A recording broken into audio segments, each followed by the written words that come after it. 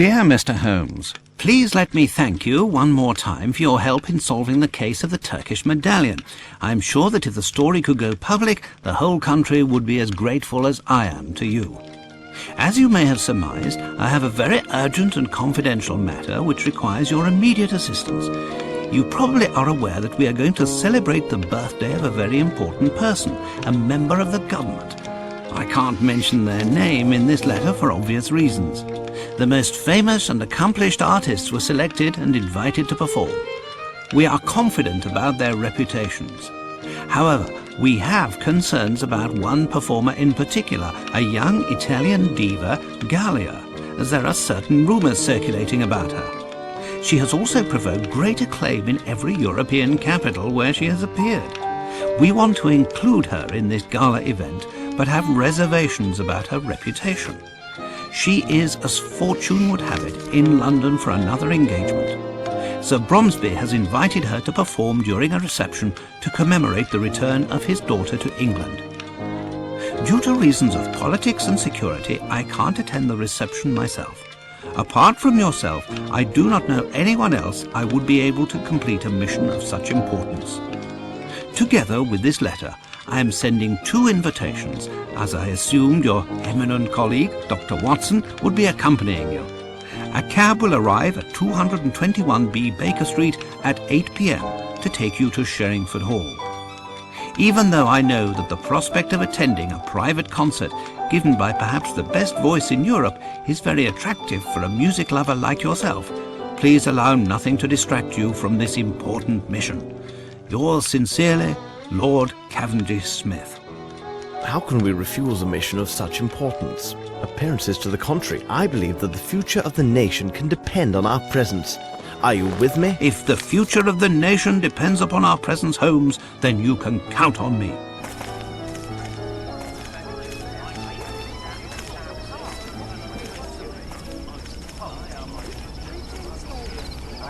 Please come right in. According to the request of Lord Cavendish Smith, during the dinner you'll be seated together. What do you know about Sir Bromsby, Holmes? I have never met the man, and I do not follow what is written in the newspapers. However, I can tell you that Sir Bromsby is a man of approximately 50 years old, tall in stature. He is impulsive and may be prone to violent outbursts. He is of low birth, has few intimate friends, and does not like women. He must be a very aggressive businessman who would not hesitate to go beyond the law if it served his purposes. I'd like to add that today he is going to make a very important declaration concerning his business. And you, Watson, what have you heard about him? Well, I doubt that I would be able to give as detailed a description as you have just recited. Holmes, how can you say you do not know the man and give such an account? Watson, you know my methods. Look at the stage and the stand near the fireplace. It is obvious that they are prepared for a very tall man. I see the hostess and servants anxiously glancing in the direction of a door from which their employer must enter. Their expressions go beyond nerves and suggest fear. Only a violent and unpredictable man can cause such anguish. Now look at the guests. The men present at this party are mainly composed of military officers and rich entrepreneurs. All of them are in their 50s and are clearly business associates, so I decided that he is of their age. Furthermore, to have risen as rapidly as he has in this society, Sir Bromsby would have to be a very ruthless and intelligent businessman. The women present reveal much. Beautiful women and young girls, all neatly but rather cheaply dressed. Watson, look more carefully. There are no chaperones. No ladies would appear in public without suitable escort, I assure you. They stare at the youngest gentleman to find a convenient cavalier and cluck like chickens at the smallest idiocy. In short, a man who would invite only business associates and women of the lower classes to the birthday party of his only child must have few friends, rather poor taste in women, and little regard for his daughter. Another item of note, but not the least, observe that group of men speaking very quickly. It's a group of reporters armed with their notebooks gathered together now that the time of the address is coming. These are not the society reporters for the Times sent to cover a gala birthday party. These are the regular reporters who had come only to gain news about the future of the Bromsby Empire. I will conclude by saying that no man, except a lunatic, would accept such an arrangement of tables and furniture. Look quickly, Watson. I hear applause. Sir Bromsby is coming. Ladies and gentlemen, let me thank you all for attending this special reception. In fact, this moment is a turning point for many people.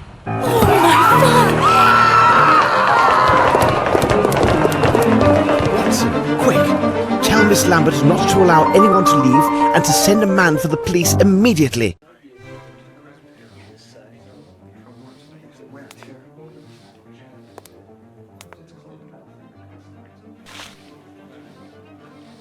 The first handwriting is small and elegant. The second is hurried and forceful. Excuse me, if I may. I am Sherlock Holmes. What do you wish to know?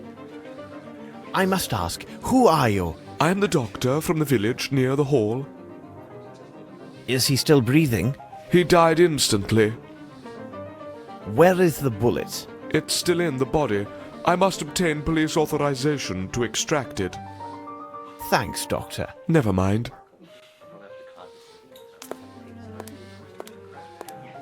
Good day. My name is Sherlock Holmes. Would you mind if I asked several questions? If it helps you.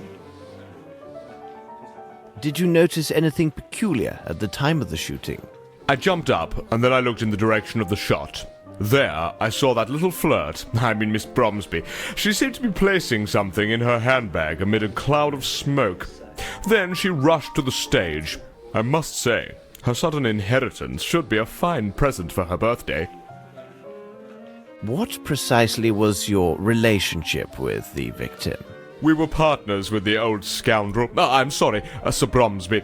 He personally invited me. He gave me every assurance there would be plenty of fresh meat, if you take my meaning.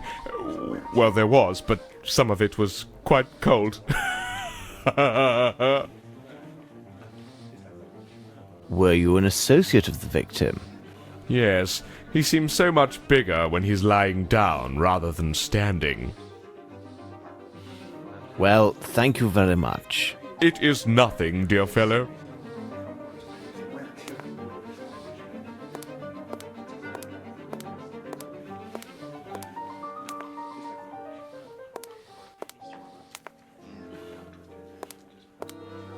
You do not seem the least bit alarmed. In India, I became quite familiar with the sound of gunshots.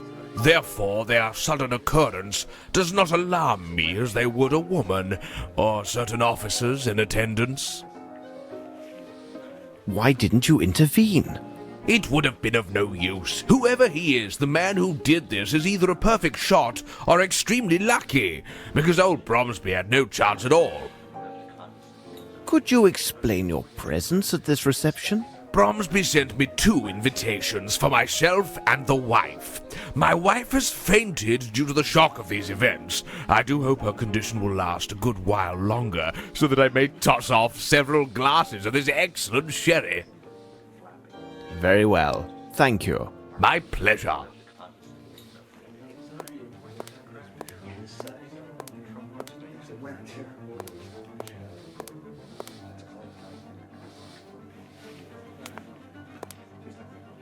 Look, what's this?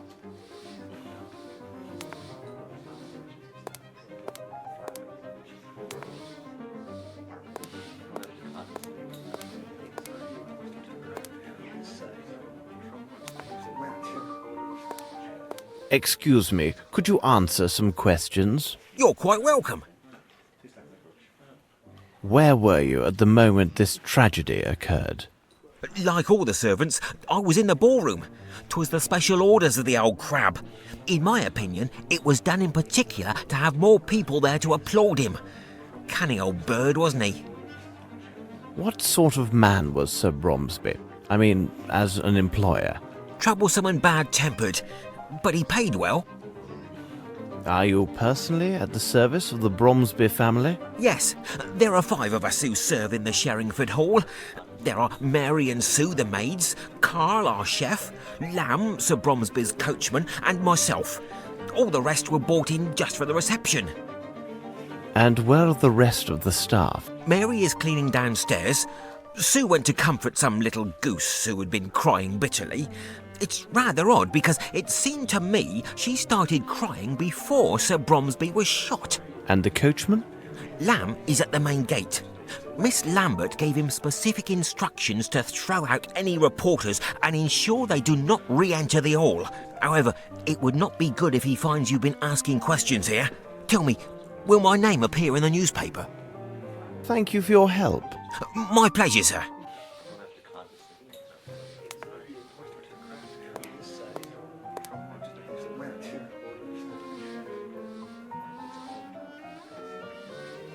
That shot was dreadful, wasn't it? It's neither the first nor probably the last I shall hear in my life. Tell me, young man, are you a barman or not? Because I'm dying from thirst. Did you have a personal relationship with Sir Bromsby? What impertinence!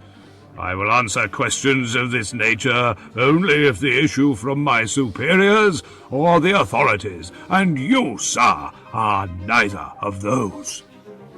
Well, I must leave you now. All right, young man.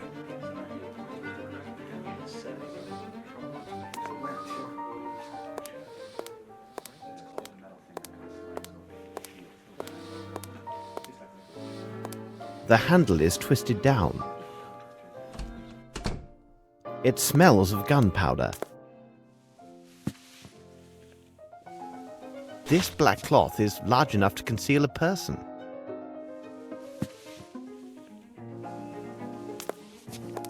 The tracer powder is located at 1.65 meters from the surface.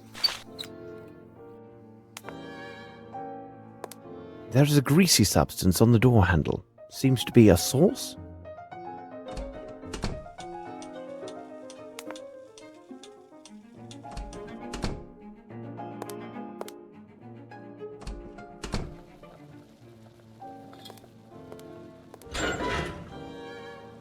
This is diabolically heavy.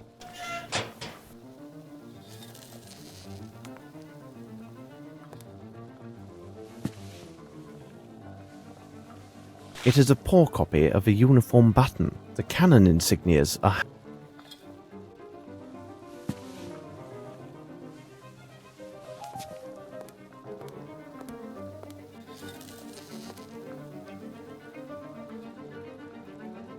May I help you? Hello? Are you aware of what has just happened? Yes, it seems that our master has got himself killed. Scott told me that much. On his daughter's birthday. And all these nice dishes. It took me so long to prepare them. What a disaster. How would you describe Sir Bromsby? Well, as an employer, he was not easily satisfied, always insisting on some Indian or French dish. That old fowlet put it into Sir Bromsby's head that this Frenchman prepare better meals than the English. He would have had my master eating frogs stuffed with snails if he could. A Frenchman? Yes, a squint-eyed Frenchman. That must be done like this, and this must be placed like that. Well, he may well be a connoisseur of fine cuisine and service, but of everything else, Miss Lambert dared not even contradict him about the tablecloth's colour, though Bromsby hated white and insisted on blue to match the colour of the daughter's eyes. And look how he placed the tables in the ballroom. I have never seen tables arranged in such a manner. The lid of your dustbin is quite heavy. It makes some noise, doesn't it? At least we know when somebody closes it. I was in the cellar, and I heard the lid closing a little before that, what you said was the shot. I heard it again right after, but that surely must have been Mary, our maid. You say it was Mary, the housemaid. How can you be sure? The first time I saw her with my own eyes, when she came to empty the rubbish. She cautioned me not to fall asleep in the storeroom. She always has something amusing to say. The second time, I didn't see her. I only heard the lid close. I will let you get back to your work. All right. Good night, sir.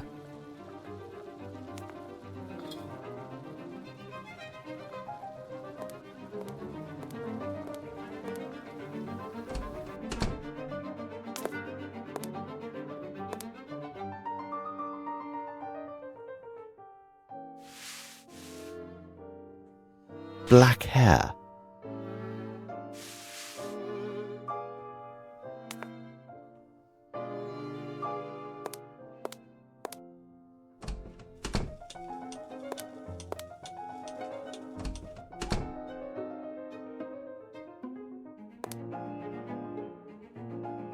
It is a size 7.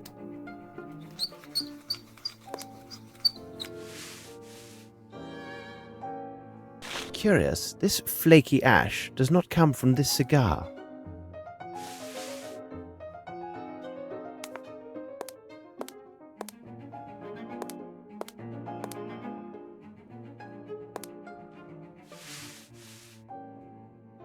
It's a pair of moustache scissors. Red greasy hair.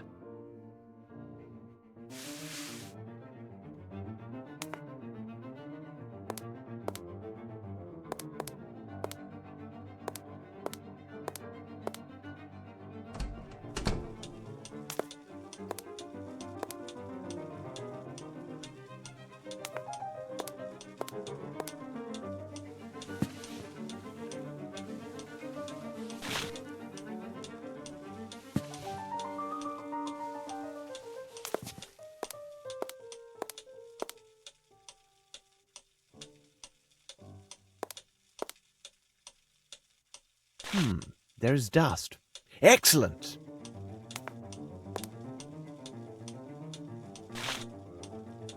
A small caliber pistol. A right train and ship tickets from Geneva to London.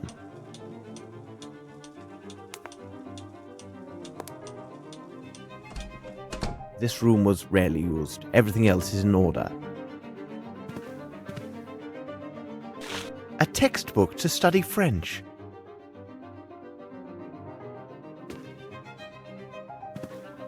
Very interesting. What a pleasant picture. And this lady is wearing a very nice earring. Look, what's this?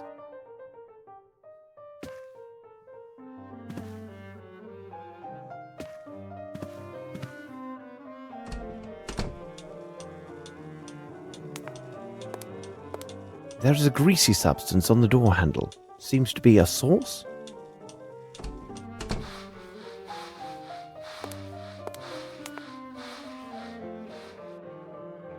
Excuse me, but would you be Mary? What do you want, mister? Did you hear the shot? Of course, I heard everything. But I didn't stop my work. Imagine that someone else had been killed and not my master. Oh, he would have given me a good talking to. What's happened here, on this carpet? An idiot from Hertford's turned over the fowl. Sir Bromsby passed by without even taking notice. It did seem his mind was elsewhere these days. Of course, it was probably because of Miss Lavinia's homecoming. What do you think of your employer? He could be the very devil at times, but not the worst. If you had just known my father. And then the master was so generous with our wages. Did you go to the well during the reception? Yes, I went there once to empty my bucket. But that was before the dreadful shooting happened. Only once? I told you, only the one time. I even called out to that lout Carl not to fall asleep. Oh, he spends his time drinking in the storeroom, and I often find him asleep there. Oh, but please, sir, you won't mention any of that to Miss Lambert, will you? And the Frenchman, how could you describe him? He's a sly one. He's also cross-eyed. Oh, but most handsome and very talkative. Ask Miss Lambert. She's quite keen on him. Did you observe anyone pass this way after the shot was fired? No one's come this way, not from the moment I returned after emptying my bucket, and the whole while I've been cleaning.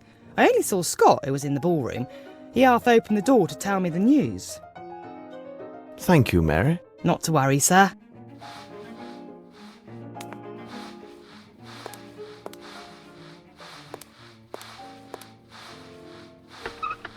Blue tablecloths, yet they are shorter than the white ones used in the ballroom.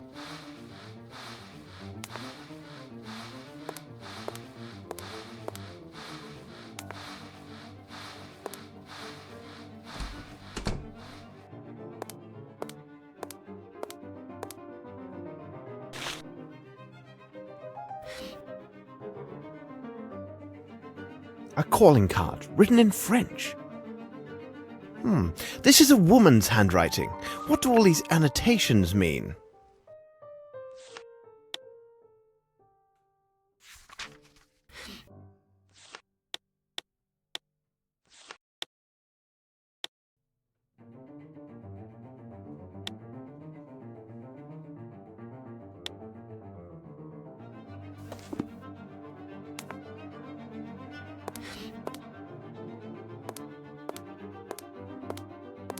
Let me introduce myself. I am Sherlock Holmes. Oh, Mr. Holmes, the infamous detective.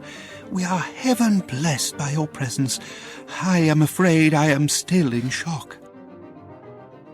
Tell us what you saw. I was behind Sir Bromsby when it all happened. I am sorry, but as such I could not see anything of interest. But I am convinced that Miss Lavinia had nothing to do with it. Whom do I have the pleasure of addressing? Oh, I forget myself. We haven't been properly introduced. I am Herman Grimble, advisor to the late Sir Melvyn Bromsby and minority shareholder of Bromsby Enterprises. So you knew Sir Bromsby well, then? What a sad end for such a great man. We first met in India several years ago. That would have been before the birth of Miss Lavinia. We have been business associates and friends ever since that moment. What sort of man was Sir Bromsby? He was a man with strong character that at times seemed excessive. He was unyielding, but he was a good man. Have you any knowledge about the succession of his business interests? I believe that Sir Bromsby had drawn up his will with his attorney and friend Horace Fowlett. When it is read, we will know more about the specifics, but I can assure you that nothing therein would threaten Bromsby Enterprises. And where is this Mr. Fowlett? He must have been here, because he would have most certainly been invited, although he is hardly a person of high society. Where could he be, I wonder? We have found Sir Bromsby's speech. There's something quite puzzling about it. Ah, you talk about the notes that I left for him. Sir Bromsby always improvised his speeches in public as well as in business. Nevertheless, it was still necessary to remind him about particular points. So I sometimes made notes for him on a sheet of paper. Hold on, he must have made that odd notation himself. It says something about a peasant and a snake. What could it mean? Did Sir Bromsby have any enemies? Oh, there are always those who envy a man who is successful in business. But to say that Sir Bromsby had enemies? No, I cannot think of anyone who would desire his death. According to many witnesses, Sir Bromsby seemed anxious. Well, he really was a little worried these days, but it was most certainly due to the strains associated with the reception, ensuring a good time for his guests and the happiness of his daughter. They have not seen each other in 6 years. Perhaps he could not see her in the room. Thank you very much. I am at your disposal.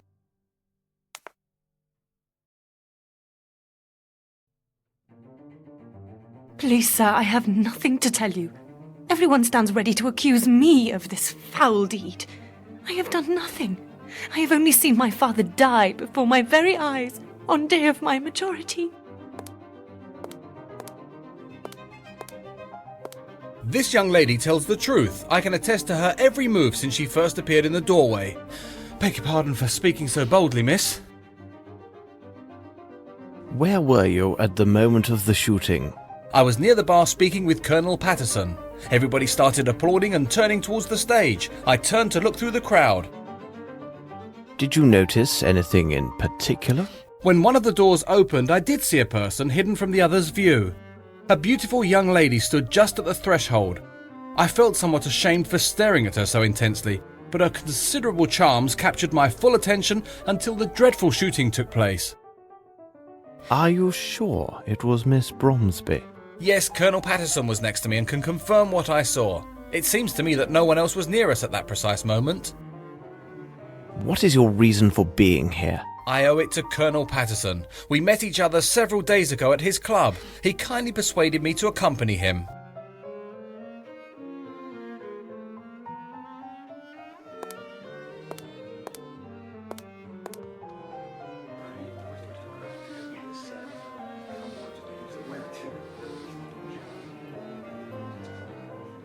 Sir, now will you answer my questions? I am listening to you. Where were you precisely when the tragedy occurred? We had been standing at the bar until the shot rang out, and I personally remained at the bar after it.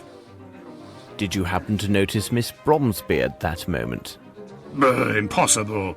My eyesight is so deucedly poor that I would not even notice if a fly fell into my whiskey. Really? Yes, damn shame. But I have a fine ear. I can offer much when the questions are about sounds. I can tell you that from all the applause, that old Bromsby had arrived and entered from my right. For the sound to have carried so well, the crowd must have been parted in that direction. I will add that if Lieutenant Harrington says that he saw a flea dancing with a fly in this place, you can take it on trust. Is there anything else you recall? Well, hold on a moment. I do have a scoop for your tabloid. I can assure you that Bromsby was killed with a Wright revolver of small caliber. How long have you known Lieutenant Harrington? We met at my officers' club several days ago. A brave boy, you can believe me. What could be better than to invite him to be my guest at this reception, where he could make many fair acquaintances? Thank you for this information, sir. Colonel to you. Were you at that precise spot at the moment of the murder? Indeed, I was standing just there. I could easily see the door because there were so few people in front of me. What did you do right after the shot was fired? I left the room as did almost everyone. I must leave now and make my excuses to Miss Lavinia for my behaviour, don't you think? Thank you for your help. It was not a problem.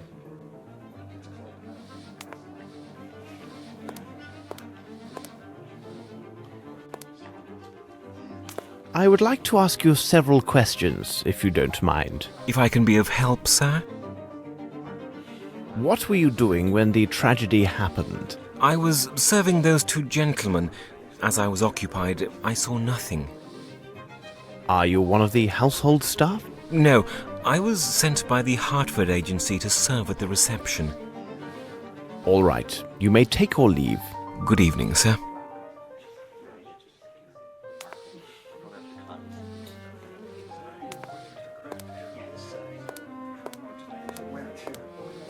Sir? Did you know the Frenchman? Oh, he chatters on, like all the French. I do not think he came back. Thank you for your help. My pleasure, sir.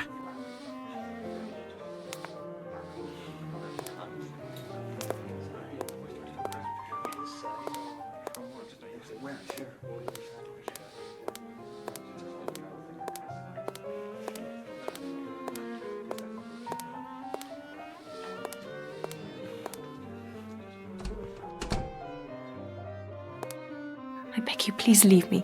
I will answer only to the authorities. I should reveal one of my hints. Miss, this revolver, is it yours? Oh, dear God. Why would you require a pistol?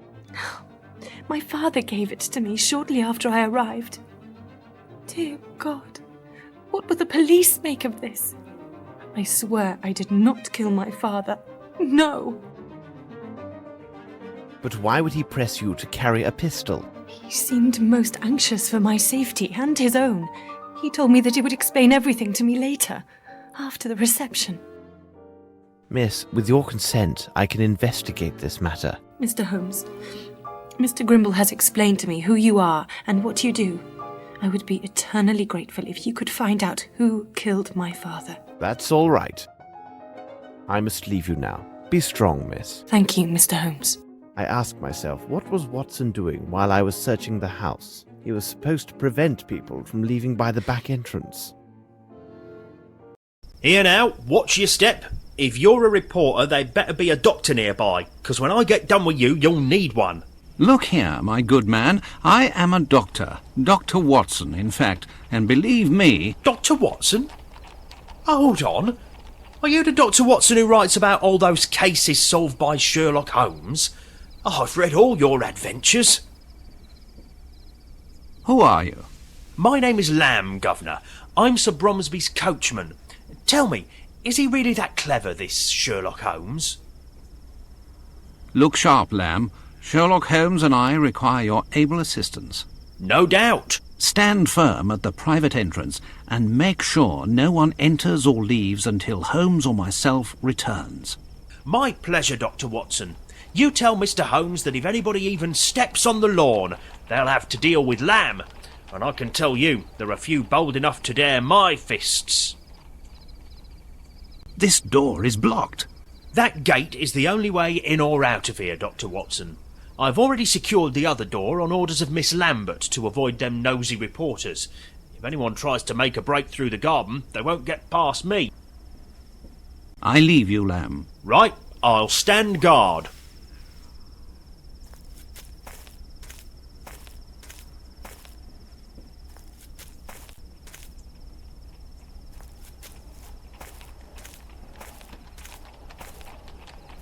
Hello. Please excuse me. I'm investigating the murder that has just happened. Oh, yes. Well, that is good. What would you like to know? Where were you at the moment when Sir Bromsby was killed? I was near the stage, and I saw him falling. Oh, my goodness. It was terrifying. I ran for the door, but despite all my efforts, it was blocked. But your costume is torn. How did this happen? When I was trying to open the door, the crowd dragged me away. I then fell to the floor. I fortunately suffered no harm, but when I arose, my beautiful costume was ripped and stained. Well, I won't disturb you anymore. Yes, no, fine, thanks.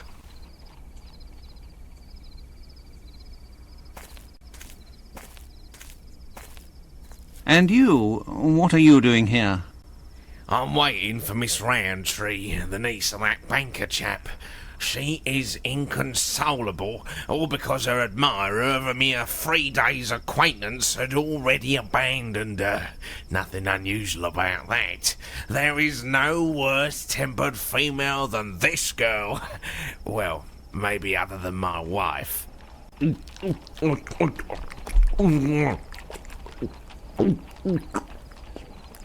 Ah. You heard the shot? I just left to relieve myself there at the end of the garden, you see. Seems to me I missed a good race for the doors. Worthy of the Royal Derby. Well, good... Cheers. Excuse me, may I speak with you? Yeah, your servant, sir. Are you one of the domestics employed by the hall? No, I am the personal servant to old Satterthwaite. He is there, sitting on that bench. He seems right enough, but he refused a small drink for his health. Surely he cannot be well. Tell me, what have you seen? I heard the shot, then such a strange noise, and the next thing I know, all those money bags are running in a mad rush with their wives or whatever. Thank you for your help. My pleasure. Yeah. Well, good... Cheers. Well, my good man, why are you here? I am the manservant of Lieutenant Harrington.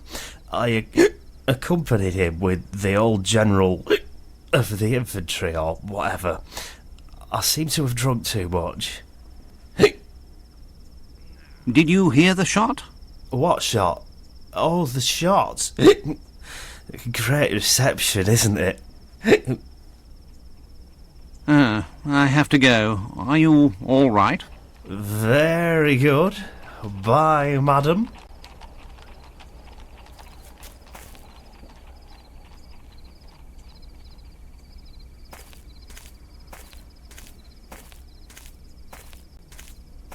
Do you work here, miss? Yes, my name is Sue. I am a maid for the hall. Where were you when these tragic events took place? I was serving when it happened. I ran straight for the door, just like the others. I swear his daughter must have done it. She's such a strange one. Thank you, miss. We may talk with you again. Oh, I hope so. Are you a relative of the victim? No. In truth, I always mocked Sir Bromsby. I am upset because my friend did not arrive as promised. As beautiful as she is cruel, apparently.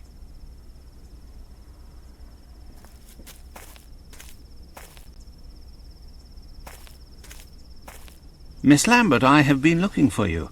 What a tragedy. Simply dreadful. Can't believe what they're saying about Miss Lavinia.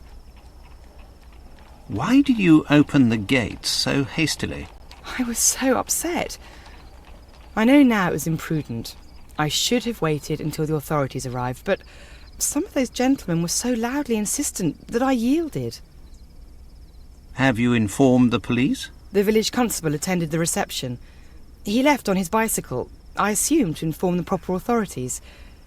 He told me that an inspector from Scotland Yard was already in the area on official business. I know nothing about the nature of his business, but I was told he should arrive soon.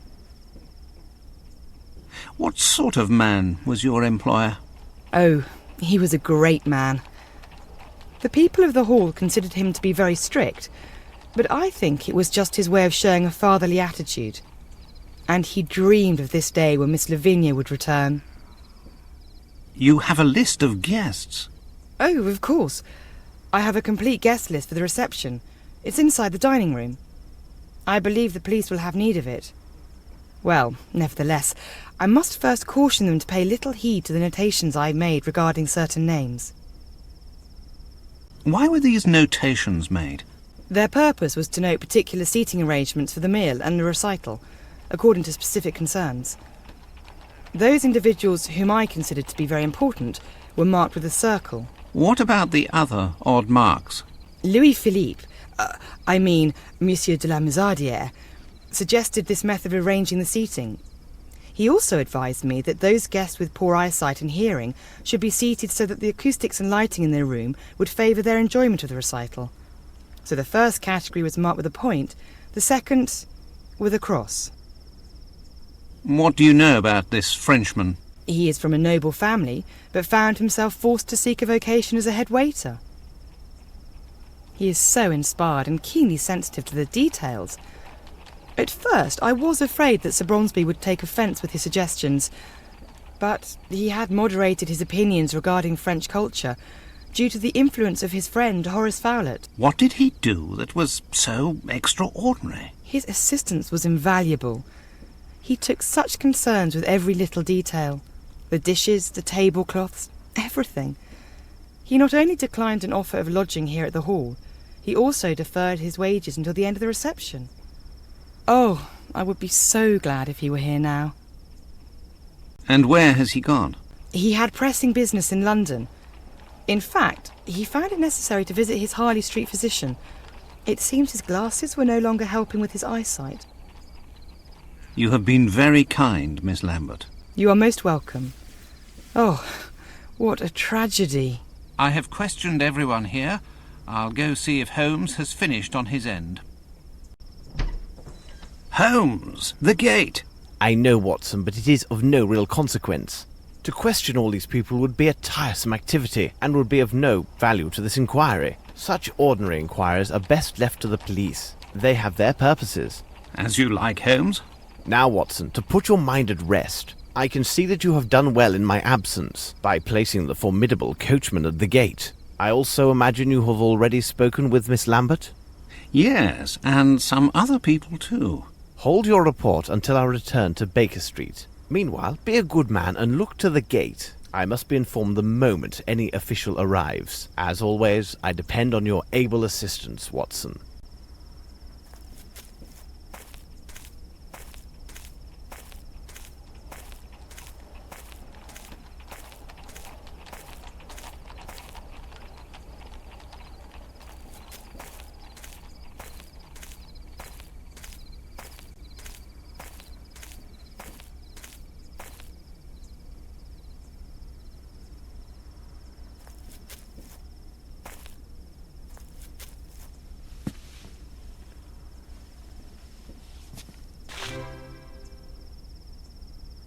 It is a size 7.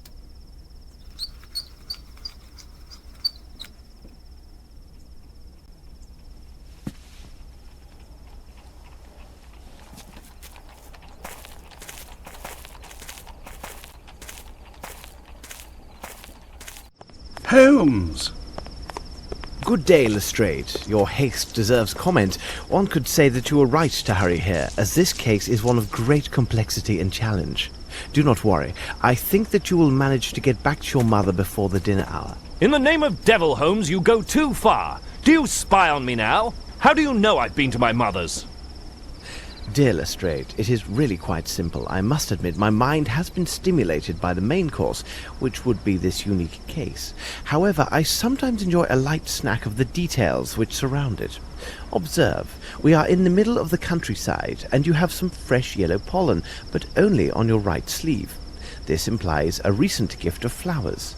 It is a gallant gesture, but surely a meeting with the fairer of our species would take place in London. Considering the promptness of your arrival, it must have been a bouquet of flowers you took to someone who lives in this area. I presume that you have family living nearby, and I would think only your mother would warrant such an attentive gesture. There is a fresh dab of fat at the corner of your mouth, as well as on the bit of handkerchief visible from your pocket. This is consistent with a recent meal of a big piece of steak. Who would make a policeman swallow such a substantial meal at this hour, and when a crime has been just committed? It could only be a mother thinking about the hard task awaiting her child. Well, Holmes, when you explain it like that, it really seems quite simple. Good show. What about this Bromsby murder? A unique case, as I've already noted, but any supposition would be premature until we consider Dr. Watson's report, as well as your own findings. Miss Lavinia has asked that the esteemed Dr. Watson and I give this case our full attention, though I doubt she is aware of all the implications of this case. Lestrade, you can find the victim inside, and I recommend calling upon his solicitor, Mr. Horace Fowlett. Mrs. Hudson is cooking a roast tomorrow at noon. Why don't you be our guest, and we can share our discoveries? What do you think? Watson and I must take our leave, as there's much to be done at Baker Street. Are you coming, Watson? Let us return to Baker Street.